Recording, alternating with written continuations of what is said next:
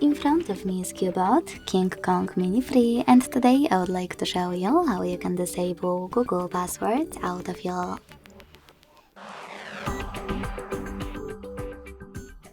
First of all, go into Settings and scroll all the way down to access passwords and accounts. Then click on this gear next to Google under Autofill Service. And then tap on blue sweater next to Use Autofill with Google to switch it off. As you can see, my sweater and all of those features are gray, which means that autofill is disabled.